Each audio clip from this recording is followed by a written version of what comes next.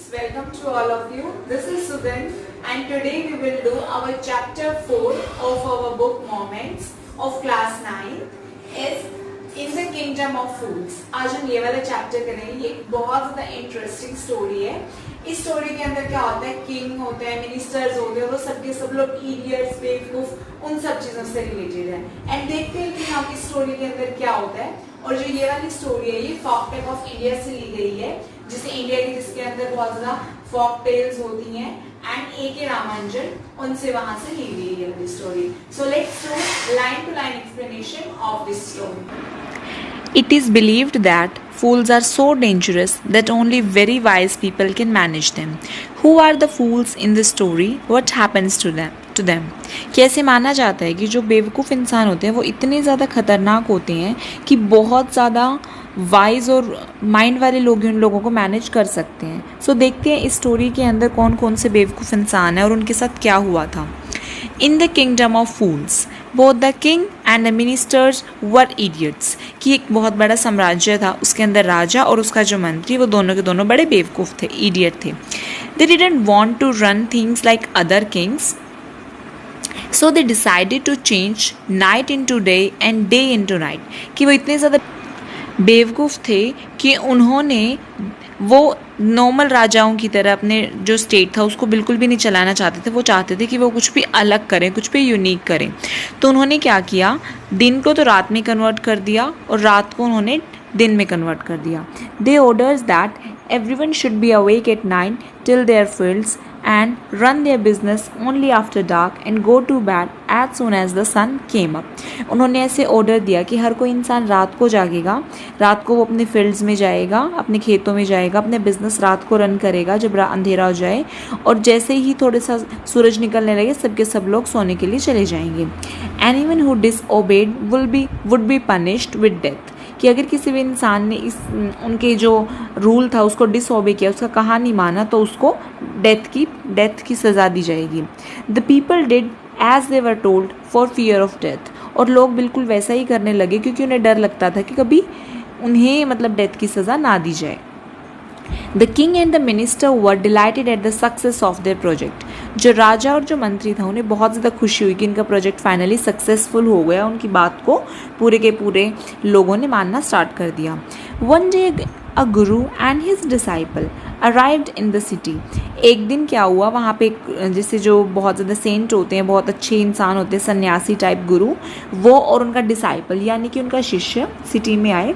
It was a beautiful city. ये एक बहुत ज़्यादा खूबसूरत सी सिटी थी. It was broad daylight but there was no one about it. कि वहाँ पे बहुत ज़्यादा, जैसे कि दिन का टाइम था, वो दिन में आए थे तो बहुत ज़्यादा सबकी सब जगह लाइट थी, लेकिन कोई भी उन्हें दिखा नहीं. एवरीवन वॉज asleep क्योंकि हर कोई सोया हुआ था. नॉट अ माउस स्टीरिंग, कोई भी एक चूहे भी हिलने की तक की भी नॉइस नहीं थी. Even the cattle had been taught to sleep by day. यहाँ तक कि जो एनिमल्स थे उनको भी इस तरह से ट्रेन कर दिया गया था कि वो दिन में सोते थे. The true strangers were amazed by what they so around them and wondered around till evening. कि तो जो अजनबी थे, जो गुरु एंड डिसाइपल थे, वो बहुत ज़्यादा हैरान हुए अपने चारों तरफ देख के. वो हर जगह घूमे, शाम तक उन्हें लेकिन कोई नहीं मिला. When suddenly the whole town woke up and went about its nightly business. तब एकदम से जैसे जब शाम सी हुई उसके बाद एकदम से पूरा का पूरा सिटी जाग गया, उठ के अपना काम करने लग गया, अपने जैसे नाइट में जो बिजनेस उनके होते थे वो करने लगे. The two man were hungry. उन लोगों को बहुत ज़्यादा भूख लगी हुई थी. Now that the shops were open. लेकिन अब तो रात हो चुकी थी तो शॉप्स भी खुल चुकी थी. They went to buy some groceries. उन्होंने जैसे कुछ खाने के लिए बाय किया. टू देयर एस्टॉनिशमेंट, वो इतने ज़्यादा हैरान हुए, they found that everything cost the same. कि वहाँ पे हर चीज़ का प्राइस भी बिल्कुल सेम था. A single two whether they bought a measure of rice, चाहे वो एक मुट्ठी राइस लें और अ बंच ऑफ बनानाज या कुछ बनानाज लें, इट कोस्ट अ डू. हर एक सब चीज़ों की कॉस्ट क्या थी, एक ही चीज़ थी, एक do. The Guru and his disciple were dilated. एक बार तो उन्हें बहुत ज़्यादा खुशी हुई कि यहाँ पे तो सारी की सारी चीज़ें बहुत ज़्यादा चीप हैं. They had never heard of anything like this. उन्होंने कभी भी इस तरह से चीज़ों के बारे में सुना ही नहीं था. They could buy all the food they wanted for a rupee. और वो ₹1 में तो जितना मर्जी खाना वो बाय कर सकते थे, इतना ज़्यादा खाना वो खरीद सकते थे. When they had cooked and eaten, जब उन्होंने खाना कुक किया और उन्होंने खा लिया, the Guru realized that this was a kingdom of fools and it wouldn't be a good idea for them to stay here. तब गुरु ने बोला कि यहाँ पे बेवकूफ़ लोगों के बीच में रहना एक अच्छा आइडिया नहीं है और हमें वहाँ से चले जाना चाहिए. This is no place for us, let's go. ये एक जगह हमारे लिए नहीं है, चलो यहाँ से चलते हैं. He said to his disciple, उन्होंने अपने शिष्य को बोला. But the disciple didn't want to leave the place, लेकिन जो उनका शिष्य था वो उस प्लेस को बिल्कुल भी नहीं छोड़ना चाहता था. फर्स्ट ऑफ ऑल तो वो बहुत ज़्यादा फूडी था. एवरीथिंग वॉज चीप है, यहाँ पे हर एक चीज़ बहुत ज़्यादा सस्ती थी. All he wanted was good cheap food, और उसे सिर्फ एक ही चीज़ चाहिए थी यहाँ पे, सिर्फ अच्छा और बहुत ज़्यादा चीप खाना. द गुरु सेड, गुरु ने फिर से बोला, they are all fools, they won't last very long, कि यहाँ पे सबके सब लोग बेवकूफ़ और ये बहुत ज़्यादा लंबे टाइम तक इस तरह से नहीं चल सकते. And you can't tell what they will do to you next, और तुम्हें भी नहीं पता कि तुम्हारे साथ भी ये नेक्स्ट टाइम क्या कर दें. सो इट्स बेटर कि यहाँ से हम चले जाते हैं. But the disciple wouldn't listen to the guru's wisdom, लेकिन जो शिष्य था उसने उनकी बात नहीं मानी, ना ही उन्होंने उसकी बात सुनी, जो भी वो समझदारी की बातें उनके गुरु कर रहे थे. ही वॉन्टेड टू स्टे, वो वहाँ पे रुकना चाहता था. The Guru finally gave up, और उसके बाद जैसे गुरु ने गेव अप कर दिया, हार मान ली, एंड सेड, और उसके बाद बोले वो, do what you want, I am going, तुम्हें जो करना है तुम करो और मैं जा रहा हूँ. और उसके बाद वो गुरु वहाँ से चले गए. द डिसाइपल स्टेड ऑन, वहाँ पे शिष्य वहीं पे रहा. Ate his fill every day, और अपने आप को जो भी उसका मन करता वो अपने आप को भरता रहता, खाता रहता. Bananas, ghee, rice and wheat, and Guru fat like a street side secret bull, कि वो सारी की सारी चीज़ें खाता रहा. और उसके बाद वो इतना ज़्यादा फैटी हो गया, इतना ज़्यादा वो मोटा हो गया, जैसे कोई गली में साइड में एक जो बुल होते हैं, थोड़े से हेल्दी से मोटे मोटे से जो बुल होते हैं जो जानवर, वो उस तरह से वो बहुत ज़्यादा मोटा हो गया था.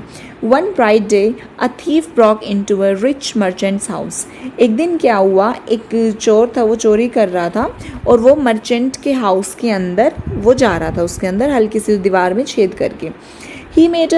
He had made a hole in the wall, उसने दीवार में थोड़ा सा छेद किया, and sneaked in, और उसके अंदर से वो घुस गया.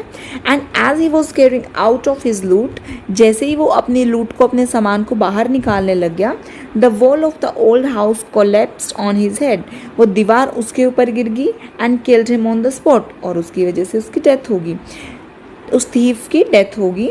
His brother ran to the king, अब जो थीफ का भाई था वो राजा के पास गया और उसने कंप्लेन किया, your highness, when my brother was pursuing his ancient trade, a wall fell on him and killed him, कि राजा, जब मेरा भाई अपने एंशियंट ट्रेड को, जो हमारे पूर्वज से जो व्यापार करते आए हैं, जो वो काम करते आए हैं, यानी कि जो चोरी करने का वो काम है, जब मेरा भाई वो काम कर रहा था तो उसके ऊपर दीवार गिर गई और वो मर गया.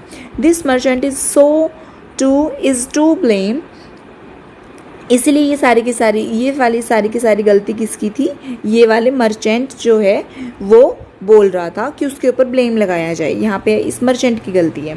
He should have built a good strong wall. अब यहाँ पे जो वो थीफ है उसका भाई बोलता है कि सारी की सारी व्यापारी की गलती है कि उसे एक स्ट्रॉन्ग वॉल को बिल्ड करना चाहिए था, कि वो उसकी जो वॉल है वो बहुत ज़्यादा वीक थी.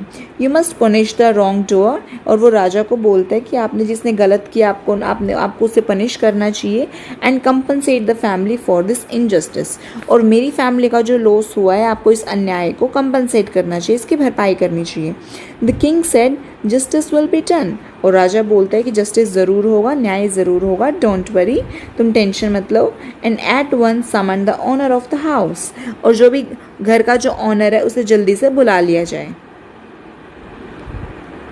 When the merchant arrived, the king questioned him, what's your name? जब मर्चेंट आया, वो व्यापारी आया, रिच जो मर्चेंट था वो आया, तो उससे पूछा गया, what's your name, तुम्हारा नेम क्या है? Such and such, your highness. Were you at home when the dead man burgled your house? तब राजा ने उससे पूछा तुम्हारा नेम क्या है, तो उसने अपना नेम बता दिया. एंड फिर से उन्होंने क्वेश्चन किया कि क्या तुम उस टाइम घर पे ही थे जब जो वो डेड मैन है, जो वो आदमी मर चुका है, वो तुम्हारे घर में सेंध लगा रहा था, मतलब कि वो चोरी कर रहा था. Yes my lord, he broke in, उसने हल्की से दीवार तोड़ी.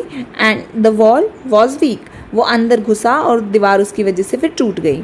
इट फेल ऑन हिम, वो उसके ऊपर गिर गई. द एक्यूज्ड प्लीड्स गिल्टी, तो जो वो आरोपी था जो वो मर्चेंट था, उसने थोड़ी सी गिल्टी भी फील की इस बात के लिए. Your wall killed this man's brother, you have murder a man, we have to punish you. उसके बाद जो राजा वो बोलते हैं कि तुम्हारी दीवार की वजह से इस आदमी के भाई की डेथ हो गई है और तुम्हारी वजह से एक मर्डर हुआ है, तो हमें तुम को पनिश करना पड़ेगा. ये सारी की सारी बातें कौन बोलता है? ये सारी की सारी बातें राजा बोलते हैं. अब ये देखो, आपको इस बात से यहाँ पे अंदाज़ा लगा सकते हो कि जो वो स्टेट था, जो किंगडम था, वो कितना ज़्यादा बेवकूफ़ उसका किंग था कि वो बजाय ये बोलने के कि थीफ की गलती थी, थीफ ने चोरी की कर रहा था, वो अच्छा हुआ वो मर गया, इसकी बजाय वो क्या बोल रहा है कि ठीक है, ये तुमने स्ट्रॉन्ग वॉल को कंस्ट्रक्ट करना चाहिए था, तुम्हारी गलती है. Lord, said the helpless merchant, I didn't put up the wall. तो लॉर्ड उसके बाद मर्चेंट बोलता है कि मैंने दीवार को थोड़ी बनाया है. It's really the fault of the man who build this wall, कि ये तो सिर्फ उसी इंसान की गलती है जिसने दीवार को बनाया है. He didn't build it right, you should punish him, कि उसने ठीक तरह से दीवार को नहीं बनाया, इसलिए उसकी गलती हुई. Who is that? तो राजा पूछता है कौन है वो? My lord, this wall was built in my father's time, कि ये तो मेरे जो पिताश्री हैं उनके टाइम की बनी हुई है. आई नो द मैन, मैं जानता हूँ इंसान कौन है. He is an old man now, वो बहुत ज़्यादा बुजुर्ग हो गए हैं. ही लिव्स नियर बाय, लेकिन वो पास में ही रहते हैं. The king sent out messengers to bring in the bricklayer who had build this wall. They brought him tied hand and foot. अब राजा ने भेज दिए बुलाने के लिए. ब्रिकलेयर का मतलब जिसने वहाँ पे ईंटें बिछाई थी, उस आदमी को बुलाने के लिए जिसने किस दीवार को बनाया था. और वो इस इंसान को पकड़ भी लेके आए, उसके हाथ बंधे हुए थे और उसके पैर भी उन्होंने बांधे हुए थे. You there, did you build this man's wall in his father's time, कि तुमने इस इंसान की दीवार को बनाया था अपने पापा के टाइम में. Yes my Lord, I did. तो वो ब्रिकलेयर जो होता है वो क्या बोलता है कि हाँ जी मैंने बनाया था. What kind of a wall is this that you built, it has fallen on a poor man and killed him, कि तुमने किस तरह की दीवार को बनाया, ये एक बेचारे इंसान के ऊपर गिर गई और उसकी डेथ होगी. यू हैव मर्डर हिम, तुमने एक इंसान का मर्डर कर दिया है. We have to punish you by death, हमें तुम्हें पनिश करना पड़ेगा, हमें तुम्हें सज़ा देनी पड़ेगी, वो भी डेथ की. Before the king could order the execution, इससे पहले कि जो राजा वो ऑर्डर देता कि जो इसको सज़ा दी जाए. द पुअर ब्रिकलेयर प्लीडेड, उससे पहले वो रिक्वेस्ट करने लग गया. Please listen to me before you give your orders, कि आप अपने आदेश सुनाने से पहले मेरी बात भी सुन लो. It's true I build this wall, मैं मानता हूँ कि मैंने इस दीवार को बनाया है. And it was not good, और ये इतनी अच्छी भी नहीं बनी. But that was because my mind was not on it, क्योंकि मेरा दिमाग उस समय अपने माइंड पे नहीं था, मैं प्रॉपरली अपना काम नहीं कर पा रहा था और वो डिस्ट्रैक्टेड था मेरा mind. I remember very well a dancing girl who was going up and down the street all day with her anklets jingling, and I couldn't keep my eyes or my mind on the wall I was building. उसके बाद जो वो bricklayer होता है वो बोलता है कि सामने मेरे एक डांसिंग गर्ल आ रही थी, वो बार बार आ रही थी, बार बार जा रही थी, और उसने अपने एंकलेट पहने हुए थे जिसकी वजह से हल्की सी शोर शराबा भी हो रहा था, मतलब एक नॉइस वो छन छन कर रहे थे. तो बार बार वो आ रही थी, बार बार जा रही, तो मेरा माइंड वॉल के ऊपर प्रॉपर नहीं लग पाया, मेरा माइंड बार बार डिस्ट्रैक्ट हो रहा था क्योंकि मैं बार बार उसकी तरफ देख रहा था. You must get that dancing girl, I know where she lives, कि आपको उस डांसिंग गर्ल को बुलाना चाहिए क्योंकि वो उसकी गलती है ना, उसकी वजह से मेरा माइंड डिस्ट्रैक्ट हुआ और मुझे पता है कि वो कहाँ रहती है. You are right, the case depends, we must look into it. उसके बाद राजा बोलता है तुम सही कह रहे हो कि जो केस है ये तो और भी ज़्यादा डीप होता जा रहा है. वी मस्ट लुक, हमें इसकी और ज़्यादा ध्यान देना पड़ेगा. It is not easy to जज सच कॉम्प्लिकेटेड केसेस. राजा बोलता है ये तो बिल्कुल भी ईजी नहीं है, इतने ज़्यादा कॉम्प्लिकेटेड, इतने ज़्यादा सुलझे हुए केसेस को सोल्व करना, उनको जज करना. Let's get that dancer wherever she is, चलो उस डांसर को बुलाओ, कहाँ है वो. The dancing girl now an old women, लेकिन जो वो गर्ल थी वो तो अब वीमेन, वो तो बहुत ज़्यादा ओल्ड लेडी हो चुकी थी. केम ट्रैम्बलिंग टू द कोर्ट, और वो कोर्ट में आई ट्रैम्बल करते हुए, यानी कि बहुत ज़्यादा घबराई हुई. Did you walk up and down that street many years ago, क्या बहुत साल पहले तुम बार बार वहाँ पे आ रही थी, बार बार जा रही थी. Well this poor man was building a wall, कि जब ये बेचारा आदमी वहाँ पे दीवार को बना रहा था. डिड यू सी हिम, क्या तुमने इसे देखा था. Yes my Lord, I remember it very well, कि हाँ जी मैंने इसे देखा था और मुझे बहुत ज़्यादा अच्छी तरह से याद है. So you did walk up and down with your anklets juggling. You were young and you distracted him. उसके बाद राजा बोलते हैं कि तुम बार बार चक्कर काट रही थी वहाँ पे, तुम्हारे एंकलेट्स भी आवाज़ कर रहे थे और तुम बहुत ज़्यादा यंग थे और इसकी तुम्हारी वजह से इसका माइंड डिस्ट्रैक्ट हुआ. सो ही बिल्ट अ बैड वॉल, और इसने बहुत ज़्यादा वाहियात और घटिया किस्म की दीवार. It has fallen on a poor bugler and killed him. ये बेचारे एक चोरी करने वाले इंसान के ऊपर गिर गई. And you have killed an innocent man, और तुमने बिल्कुल एक बेचारे से, एक मासूम से इंसान को मार दिया. You will have to be punished, इसलिए तुम्हें सजा दी जाएगी. She thought for a minute, उसने 1 मिनट तक सोचा. एंड सेड, उसके बाद उसने बोला, माई लॉर्ड वेट, कि एक बार मेरी वेट कीजिए.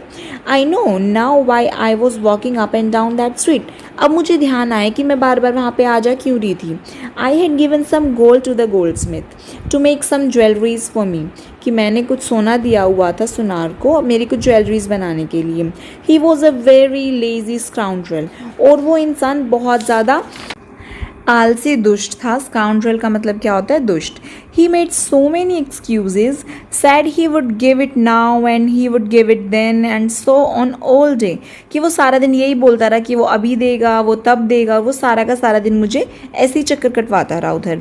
ही made me walk up and down to his house a dozen times, and उसकी वजह से मुझे उसके घर पे मैं करीबन डजन टाइम, मतलब बहुत ज़्यादा बार मैं उसके घर पे गई हूँ. That was when this bricklayer saw me, and शायद तभी इसने, ब्रिकलेयर ने मुझे देखा होगा. इट्स नॉट माई फॉल्ट, ये कोई मेरी गलती नहीं है. इट्स द डैम्ड गोल्डस्मिथ्स फॉल्ट, ये तो सिर्फ और सिर्फ उस गोल्डस्मिथ की गलती है जिसने मुझे इतने ज़्यादा चक्कर कटवाए थे.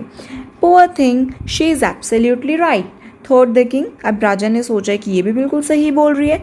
वेइंग द एविडेंस, क्योंकि उसके पास सबूतों को एक तरफ उसने रखते हुए. We have got the real culprit at last, हमें लास्ट में अपना फाइनल, जिसने गलती की थी वही इंसान हमें मिल चुका है. गेट द गोल्डस्मिथ, गोल्डस्मिथ को बुलाओ. Wherever he is hiding, वो जहाँ भी छुपा हुआ है. एट वंस, अभी की अभी. द किंग्स बैलिफ्स, बैलिफ्स का मतलब क्या होता है? जिन्हें ऑफिशियली, जिन्हें वर्क दिया जाता है, एक अथॉरिटी दी जाती है. जैसे कि यहाँ पे जो राजा के कुछ आदमी थे, उन्हें बोला गया था कि तुम्हारी ड्यूटी है कि तुम उस बंदे को पकड़ के लेके आओगे जिसने की गलती की है, जिनका काम ये होता है कि वो डिसीजंस को बिल्कुल एज इट इज़ फॉलो करें. तो जो किंग के बैलिफ्स थे, सर्च फॉर द गोल्डस्मिथ, उन्होंने गोल्डस्मिथ सुनार को ढूंढा. Who was hiding in a corner of his shop, जो अपनी शॉप के अंदर कोने में छुपा हुआ था. When he heard the accusation against him, जब उसे पता चला कि उसके खिलाफ आरोप लगाया जा रहा है. He had his own story to tell, उसके बाद अपनी खुद की स्टोरी थी बताने के लिए. My lord, he said, I am poor goldsmith, मैं तो बहुत ज़्यादा गरीब सा गोल्डस्मिथ हूँ. It's true, I made this dancer come many times to my door, कि ये बात बिल्कुल सच है कि मैंने इस डांसर को बहुत ज़्यादा बार, ये मेरी वजह से मेरे दरवाजे पे आई है. I gave her excuses because I couldn't finish making her jewellery before I finish the rich merchants order, कि मैं बहुत ज़्यादा मैंने एक्सक्यूजेस इसे इसलिए बनाए थे क्योंकि पहले मुझे रिच मर्चेंट के ऑर्डर आए हुए थे. कोई रिच मर्चेंट था, मुझे उसके ऑर्डर्स आए हुए थे. एंड उसने ही मुझे ये बोला था, उसने कि पहले, सबसे पहले तुम्हें मेरी ज्वेलरी बनानी है, इसकी वजह से मैं लेट हो गया. They had a wedding coming, उनके घर पे एक शादी थी. एंड दे वुडंट वेट, और वो वेट भी नहीं कर सकते थे. You know how impatient rich man were, और आपको तो पता ही है जो रिच मैन होते हैं वो कितने ज़्यादा, उनके अंदर पेशेंस नहीं होती, वो बिल्कुल भी वेट नहीं कर सकते. इसलिए मेरी वजह से, इसलिए वो रिच मर्चेंट की वजह से मैं लेट हो गया था. सो स्टूडेंट्स, आई होप आपको पूरा का पूरा चैप्टर अच्छी तरह से समझ में आया होगा. एंड हम अपना जो रिमेनिंग चैप्टर है वो हम हमारे नेक्स्ट वीडियो के अंदर करेंगे, हमारे पार्ट 2 के अंदर. एंड अगर आपको कोई भी डाउट है, कोई भी आपको माइंड में कोई भी क्वेरी है, तो you can directly comment in the comment section. Thank you very much. Have a beautiful day.